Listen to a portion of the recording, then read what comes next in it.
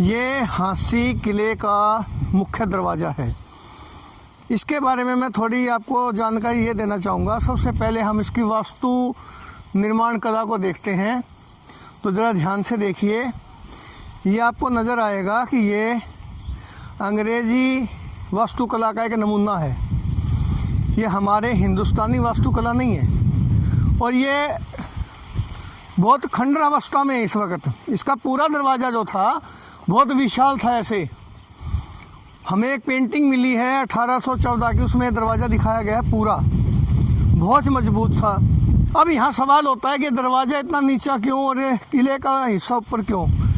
तो यहाँ मैं ये बताना चाहूँगा, हाँसी शहर जो 4 दीवारी के अंदर है, जिसके अंदर हम कहते हैं 5 दरवाजे हैं, वो पूरा ही पहले किला कहलाता था।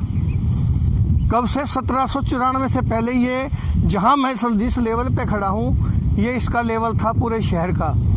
और अगर मैं इनको कहूँ कि थोड़ा इधर नज़र दौड़ाएं तो आप देखेंगे नीचे का जो हिस्सा है समतल ज़मीन का, वो बहुत नीचाई पे और हम बहुत ऊंचाई पे खड़े हैं। तो सामान्य भूभाग से बहुत ऊंचाई पे खड़ा हूँ मैं अभी। तो ये जो भाग था, ये पृथ्वीराज चौहान के ज़माने में, जिसको आप बोलते हैं या हम बोलते हैं, वहाँ से लेके 1794 तक हिस्सा था। 1794 में इसका काम शुरू हुआ।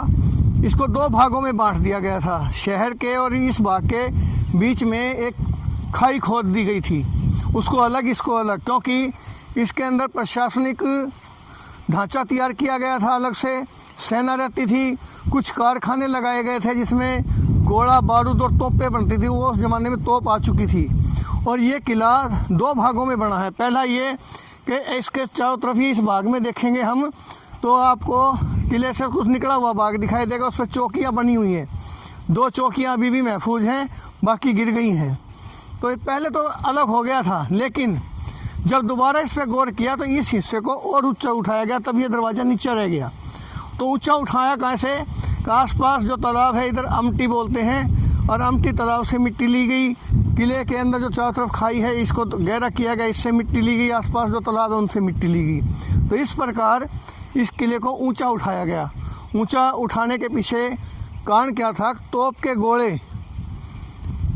इस जगह को बर्बाद ना करें, इसलिए, क्योंकि लगभग उस ज़माने में लोगों को कम हरासमेंट होती थी और जो राजा से संबंधित लोग थे, उनके महलों को, उनकी जगहों को ज़्यादा नुकसान पहुंचाया जाता था।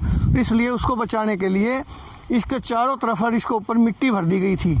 इसको बनाने वाला बहुत कुशल आदमी था। आपको ये भी ध्यान के ताज्जुब होगा कि वो अकेला आदमी था, उसके साथ कोई और बताने वाला नहीं था, ना वो आर्किटेक्ट था। लेकिन उसके बावजूद भी उसने जो ये अद्भुत कार्य किया, ये हिंदुस्तान के इतिहास में, और हिंदुस्तान में, हिंदुस्तान का मतलब है बर्मा से लेके और अफ़गानिस्तान बॉर्डर तक, ये पूरा हिंदुस्तान कहलाता है। इसके अंदर ऐसा किला और कहीं नहीं है। ये अद्भुत और अद्वितीय किला है। किसने बनाया? ये जो थॉमस का नाम आपने इतिहास में सुना भी होगा, बहुत कम आता है। तो ये आयरलैंड का एक लड़का था जो बचपन में लावारिस हो गया था और 14-15 साल की उम्र में ये जो है ना पलेदारी की, और उसके बाद समुद्री जहाज़ों में ये चप्पू चलाने वाला नाविक बन गया था। और वो जब इंग्लैंड की एक सेना के हिस्से में किश्ती के अंदर था, जब वो मद्रास आया एक बार, तो मद्रास से निकल के वो अकेला केरल के जंगलों में चला गया। चलो मैं इसके बारे में थोड़ा बता ही देता हूँ। केरल से वो डकैतों में शामिल हुआ, उनको पिंडारी कहते थे। जैसे एक फिल्म भी आई थी पिंडारी, पिंडारी मीन डकैत, डकैतों के टोल थे बहुत बड़े बड़े। तो वो जो लोग हैं वहाँ से वो शामिल ने उनको छोड़ करके, और बाद में हैदराबाद की सेना में आया, कुछ समय वहाँ रहा, वहाँ उसने प्रशिक्षण लिया सेना का। वहाँ से वो फिर निकल गया। उस ज़माने में हमारे देश के अंदर अलग अलग टोल बने हुए थे जो अपने ग्रुप बनाते थे और पैसे लेके राजाओं की लड़ाई लड़ते थे। उसको कहते थे भाड़े के सैनिक। तो भाड़े का सैनिक बन गया था। उन्हें यहीं के लोगों को इकट्ठा किया और एक अपना दल बना लिया, उसको आयरिश पिंडारी दल बोलता था। उसके बाद वो दिल्ली के क्षेत्र में आया और यहाँ बेगम समरू का वो कमांडर बना। बेगम समरू के लिए उसने क्या क्या काम किया वो इतिहास में बहुत महत्वपूर्ण है। उसके बाद वहाँ से भी वो आ गया था और महेंद्रगढ़ जिसको हम बोलते हैं, उसके पहले कानोड कहते थे, कानोड का जागीर था आपा खांडेराव मराठा। तो वो उसका जागीरदार का सेना का कमांडर बनाया गया उसको, क्योंकि आपा खांडेराव की हालत बहुत ख़राब हो गई थी, क्योंकि उन्होंने महाराजा सिंधिया ने उसको दरकिनार कर दिया था। तो उसे ज़मींदारों ने उसको टैक्स देना, लगान देना बंद कर दिया। तो इस कारण से अब उसको लगान वसूल करना था। मेवात का क्षेत्र था जो जल्दी काबू नहीं आते लोग, इनके बारे में ऐसा कहा जाता है। तो उसने जो थॉमस को अपना कमांडर बनाया था, जो थॉमस ने उसकी लगान सारे क्षेत्र से लगान वसूल करके उसका खजाना भर दिया था, और वो एक बहुत बड़ा योद्धा इस क्षेत्र में बना। और उसी दौरान क्योंकि हांसी और ये हरियाणा का जो क्षेत्र बीच का था, ये लावारिस था, रोहतक से इधर और इधर भट्टू तक, और इस साइड में हम जींद से आगे तक देखें और ये सारा इधर दक्षिण के अंदर नारनौल तक के सीमा तक। तो इस क्षेत्र को ये बिल्कुल इसका किसी के ऊपर अधिकार नहीं रह गया था, लावारिस पड़ा था काफ़ी समय से। उसने इसको काबू किया, हांसी को राजधानी बनाया और यहाँ उसने अपना राज कायम किया। 1798 में उसने खुद को राजा डिक्लेयर कर दिया था। शाह आलम हरियाणा के नाम से उसके सिक्के मिलते हैं, और उसने हांसी को राजधानी बनाया। यहाँ बहुत निर्माण कार्य करवाए। हांसी और हिसार को हम देखेंगे तो अंदर का ढांचा एक जैसा दिखाई देता है, ये उसने बसाया था। और यह हांसी के अंदर जितने भी गैर मुस्लिम लोग हैं हिसार में हैं, वो आसपास के देहात से वही लेकर के आया था। व्यापार बढ़ाने के लिए कामगारों को उसने काम दिया था। उसका इतिहास बड़ा अद्वितीय है। तो हम ऊपर चल करके और भी इसके बारे में जानकारी देखें क्या क्या उन्होंने बनवाई। बेरी में लड़ाई हुई थी आखिरी के अंदर, जैसे मैंने आपको बताया, मैं बता रहा हूँ कि ये जो मैं बताऊँगा थोड़ा सा इधर नज़र दौड़ाएँ। मैं हरियाणा के अंदर आखिरी लड़ाई या उत्तरी भारत के अंदर जो आखिरी लड़ाई राजाओं की थी, वो इस ग्राउंड में लड़ी गई थी। वो इस ग्राउंड में वो लड़ाई ख़त्म हुई थी। उसके बाद राजाओं की कोई लड़ाई नहीं, क्योंकि उसके बाद राजा ख़त्म हो गए थे। ये लड़ाई आपको ताजुब होगा जान के कि ये लड़ाई 1 महीना हांसी में चली थी और 2 महीना बेरी में स्टार्ट हुई थी। 27 नवंबर 1801 के दिन लड़ाई बेरी में स्टार्ट हुई थी, 2 महीने वहाँ चली। अब देखिए बहुत बड़ा एक गठबंधन जो थॉमस की 10,000 की सेना को घेरे हुए था, लेकिन वो किस कदर शूरवीर था वो तो इतिहास में आपको पढ़ने को मिल जाएगा कि उसको वो कुछ भी नहीं कर सके, हरा नहीं सके। लेकिन कुछ षड्यंत्र ऐसे होते हैं। उसको रात को नवंबर के अंदर 10 नवंबर को रात के 11 बजे वो बेरी से पलायन करता है और अपने सैनिकों को ये कह के निकलता है तुम आत्मसमर्पण कर देना। लेकिन वो सैनिक इतने उसके डेडिकेटेड थे, उसके आने के बाद वो सब जोगी बन गए थे, उन्होंने लड़ाई नहीं लड़ी ज़िंदगी के अंदर। तो जो थॉमस जिस घोड़े पर चला था बेरी से, वो नॉन स्टॉप घोड़ा हांसी तक भागा था, तेज़ रफ्तार, रास्ते में कहीं नहीं रुका, उसको लेकर के ही आया था। यहाँ आने के बाद उसने तुरंत अपने आप की तैयारी की, और जब पीछे वो सेना आई तो आप देखिए 1 महीने तक 30,000 की सेना हांसी को घेरे हुए थी। उसके पास मात्र 1,000-2,000 की करीब सैनिक रह गए थे, और लास्ट में आके तो 700 सैनिक इस किले के अंदर थे और वो था। और यहाँ तक मराठा सेना आ चुकी थी और यहाँ बहुत तकड़ी जंग हुई है। अब 700 सैनिक अंदर लेके जो थॉमस बैठा है और यहाँ हज़ारों की संख्या में, लेकिन इनकी हिम्मत नहीं पड़ी कि उसको साथ जंग कर सके, लड़ाई लड़ सकें। और इस तरह से बाद में समझौता हुआ और 1 जनवरी 1802 को उसको ये हांसी का किला मराठों को सौंप के जाना पड़ गया। तो ये बहुत ही अद्भुत इतिहास है और ये किले का बहुत ही अद्भुत आप जानकारियाँ लेंगे तो आपको पता चलेगा। ये खाली मिट्टी का एक ढेर दिखाई देता है। देखिए ये अंदर से इस दरवाजे को ये सुरक्षा कर्मियों के रहने की, ठहरने की जगह है। और जब हम यहाँ अंदर आते हैं तो यहाँ से अचानक ये ऊंचा होना शुरू हो जाता है। उसी का यही कारण है कि ये जो जगह है जिस पे मैं खड़ा हूँ, ये राजे महाराजाओं के ज़माने में यही लेवल था हांसी का, और उसके बाद इस जगह को ऊंचा उठाया गया जो मैंने आपको पहले बताया। मैं आपको यहाँ कुछ चीज़ें और दिखाना चाहूँगा। इसके अंदर कुछ चीज़ें ऐसी प्रयोग हुई हैं जो यहाँ पर राजपूत कालीन जो विशाल भवन कभी रहे थे उनके ये अवशेष हैं। पत्थर है जिस पे ये सल्दर बोलते हैं, इसमें बतखें बनी हुई हैं। अंदर भी पत्थर हैं कुछ लगे हुए, कुछ यहाँ दरवाजे में लगे हुए हैं। और यहाँ जब एएसआई ने खुदाई की थी इस जगह पर, शुरुआत यहीं से हुई थी।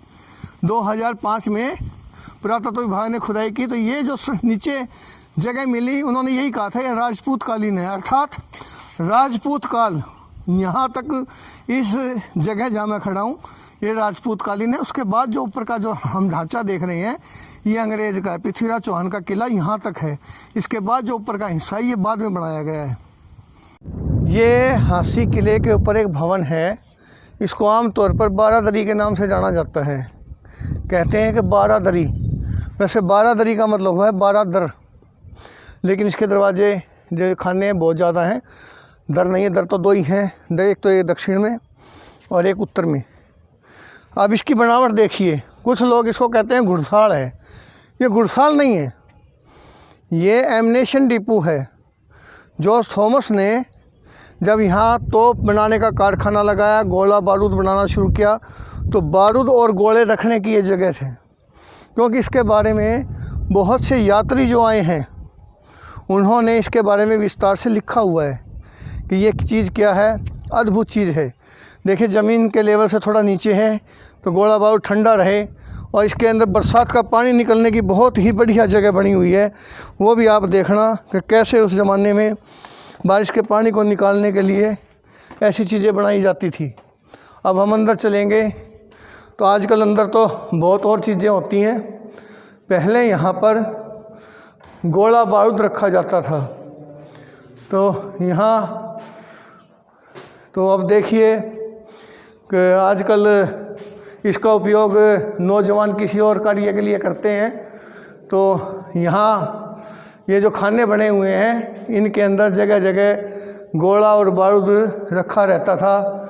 और ये जो गेट है इसके ऊपर भी आप देखेंगे कि यहाँ पर ये बतखों के लगे हुए हैं, बतख। ये जो बतखें हैं ये किसी मंदिर के या किसी धार्मिक स्थान के जो गेट होते हैं उनके ऊपर रखने वाला सरदल। गोलाई आप देखिए, डाट यानी मजबूती रहे छत में, ये इस तरह से।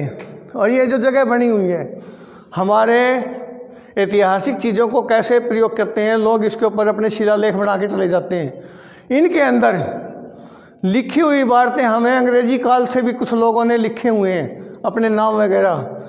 उसके बाद फ़ारसी में है, फिर उर्दू में है, फिर हिंदी में है, पंजाबी में है। कई भाषाओं के अंदर यहाँ लोगों ने अपने अपने शिलालेख लिखे हैं। और ये देखिए ये कितने खाने हैं, इनका प्रयोग होता रहा है गोला बारूद के लिए। जो थॉमस के ज़माने में जब अंग्रेज़ आ गए और कैंट बन गया, कुछ समय यहाँ पर रखा गया था, अनाज का गोदाम रहा, फिर इसको जेल के रूप में भी प्रयोग किया गया। तो कई रूपों में इसका प्रयोग होता रहा है, ऐसा हमारे को दस्तावेज़ों में उल्लेख मिलता है बारादरी का। लेकिन बस ये कहना है कि 1794 से लेकर आज तक ये उन अनपढ़ लोगों की बनाए हुए भवन हैं जिन्होंने किसी यूनिवर्सिटी से डिग्रियां नहीं ली थी। वो अपने खुद के तजुर्बे पर सब कुछ जानते थे और इतने मजबूत भवन बनाते थे। तो ये अंग्रेज़ी आर्किटेक्ट है, इसलिए ये थोड़ी आपको जानकारी दी है। अब हम चलते हैं इसके दरवाजे से बाहर।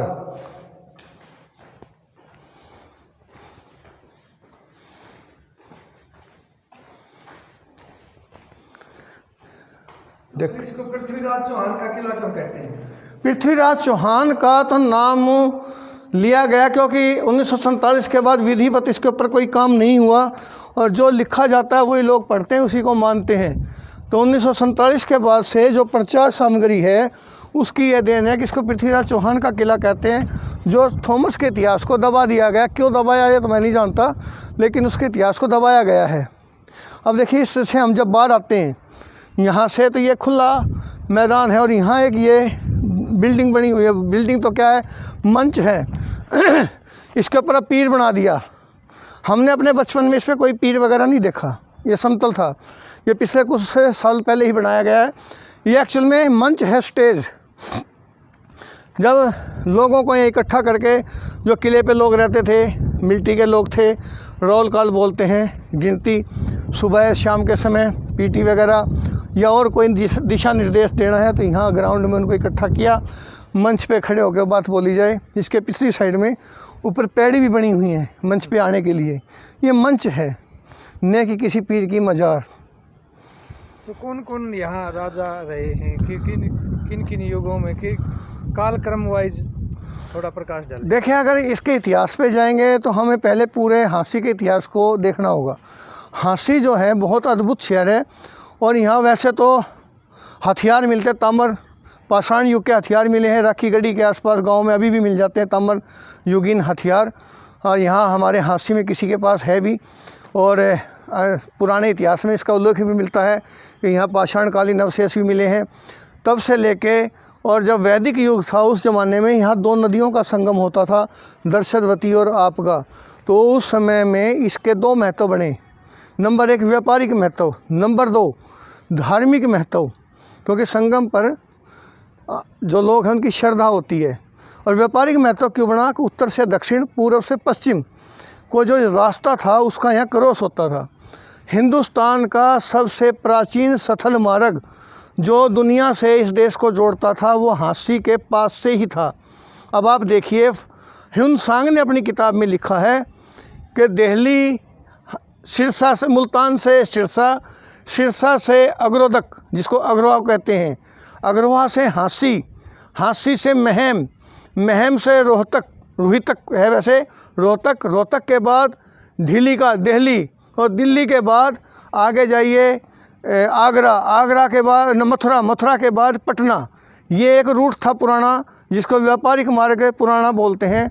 अब 1947 तक ये बहुत खूब चला है। अफ़गानिस्तान तक के लोग जो यात्री थे, जो व्यापारी थे, इस मार्ग से बहुत आते थे, लेकिन 1947 से बंद हो गया। और बाद के लोगों ने इस तरफ कोई ध्यान नहीं दिया कि ये अगर मार्ग खुल जाता तो हमारे देश को व्यापारिक दृष्टि से कितना लाभ होता। तो जब बंद हुआ तो बंद ही हो गया। और इसी मार्ग से बड़ी संख्या में लोग पाकिस्तान गए हैं, पाकिस्तान से यहाँ आए हैं 1947 में जो बंटवारा हुआ था। अब मैं वापस आता हूँ इतिहास के ऊपर। तो जो व्यापार जब यहाँ बढ़ा, जब व्यापारी लोग यहाँ आए तो आसपास के गांव के अंदर कामगारों की बस्तियाँ बहुत बड़ी। इसके आगे एक और कारण था, यहाँ का एग्रीकल्चर बहुत ही उन्नत किस्म का था। दूध और कृषि, हर पशु यहाँ के बहुत मजबूत। आज भी हिसारी बैल का जिक्र होता है। हिसार की गायें, हिसार के बैल बहुत मशहूर हैं। हमारे यहाँ का पेड़ा क्यों मशहूर है? क्योंकि हमारे दूध में फैट्स बहुत ज़्यादा होता है, और वो जो फैट है वो हमारे को मजबूत बनाता है घी दूध से। इसीलिए यहाँ के पशु बहुत दूर दूर तक ले जाए जाते थे। और इसके साथ साथ अनाज भी बहुत पैदा होता था। यहाँ एक सामक घास, एक होता है मकड़ा घास, और ये 3-4 किस्म के घास हैं। जब उनको पशु खाता है तो उसके अंदर चिकनाई बहुत होती है। आप भी अगर उस घास के दानों को देखेंगे ऐसे करके तो आपका हाथ चिकना हो जाएगा। तो कई चीज़ें थी, उससे व्यापार बढ़ा। व्यापार से यहाँ के लोगों के पास धन आया। धन आने से पास यहाँ काफ़ी वैभव बढ़ा। वैभव बढ़ा तो लुटेरे आने शुरू हुए। लुटेरे आने से तो इसको जो है ना सुरक्षा की गई, इसकी किलेबंदी की गई। तो ये इस किले पे किन किन राजाओं ने कि इस किले को अपना ठिकाना बनाया? अब जब से राजतंत्र लागू हुआ वैदिक काल के बाद, सबका ये हेडक्वार्टर रहा है। चाहे वो गणराज्य हो, चाहे वो अशोक का मौर्य कालीन हो, या गुप्त काल हो, या कुषाण काल हो, योधे काल हो, और राजपूत काल से रिटर्न के अंदर इसका इतिहास मिलना शुरू हो जाता है। यानी आज से 1500 साल से पहले का आप इतिहास, इसका इतिहासों में इसका जिक्र पढ़ सकते हैं। उससे पुराने इतिहासों में इसका जिक्र तो बहुत कम आता है, क्योंकि ह्युन सांग आया था राजा हर्ष के ज़माने में, उसने लिखा है। उससे पुराने हमारे दस्तावेज ना उपलब्ध हैं, वो जला दिए गए या ख़त्म हुए हैं, या शिलालेख हैं।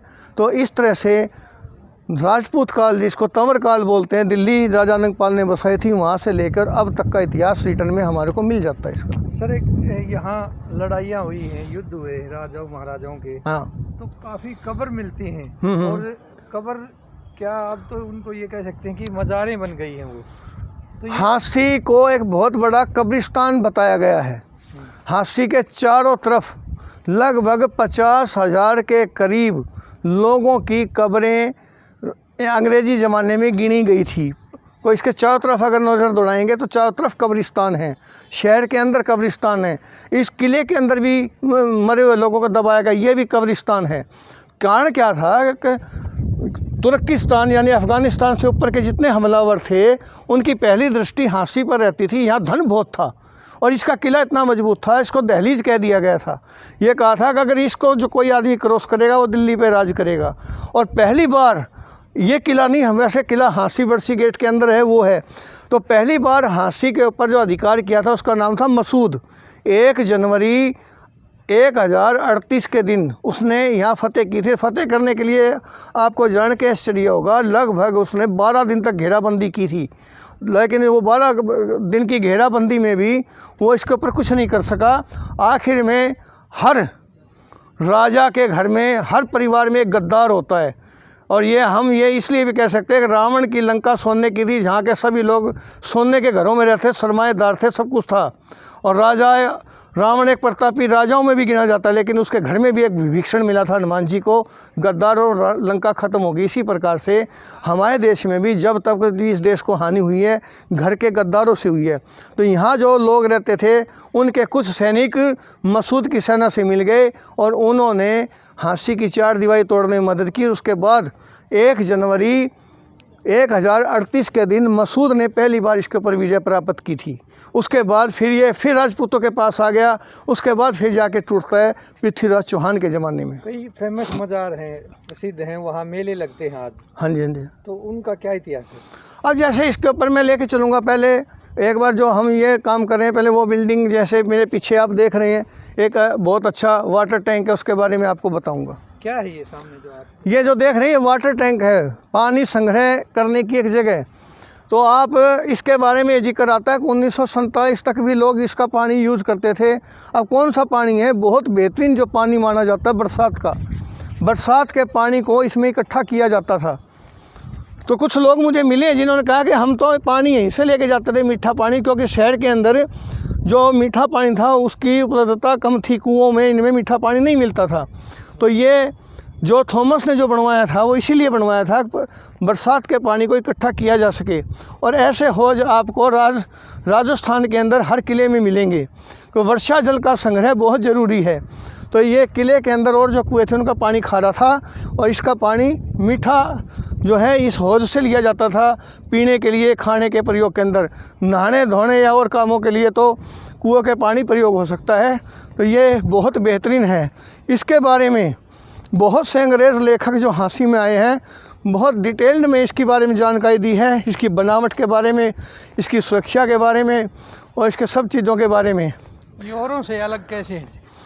औरों से अलग इसलिए है कि इसका बनाने का जो तरीका है और जिसने बनवाया उसकी टेक्निक के ऊपर लोग ये कहते हैं कि इतनी समझ उस आदमी में कहाँ से आई, क्योंकि वह ना तो पढ़ा लिखा था, ना ही उसके अंदर शोषक व्यवहारिक ज्ञान उसको कहीं से प्राप्त किया।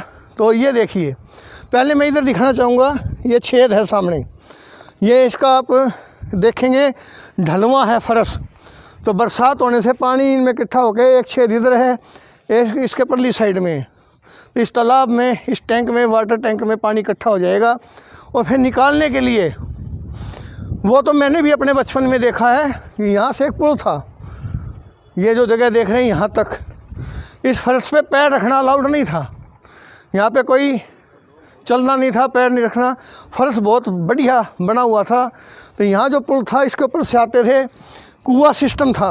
ये देखिए, यहाँ से ऊपर चढ़े, यहाँ चढ़ने के बाद फट्टा लगा हुआ है, उस फट्टे को भी हटा लिया जाता था, और फट्टे को हटा के ऊपर घिरनी लगी हुई थी, घिरनी में से बाल्टियों से रस्से से पानी निकाला और लिया और चले गई, फिर इसको ढक दिया। इसके ऊपर जो आप देखेंगे इसमें निशान पड़े हुए हैं तिरछे, वो निशान है कि इसको लोहे की चदरों से ढक करके रखा जाता था ताकि पानी में कोई गंदगी ना पड़े, पानी ख़राब ना हो। तो पानी को संग्रह का ये बहुत ही बेहतरीन एक स्थान माना गया है। आज भी इसका उपयोग किया जा सकता है, लेकिन बात यह है कि सब ध्यान कौन दे।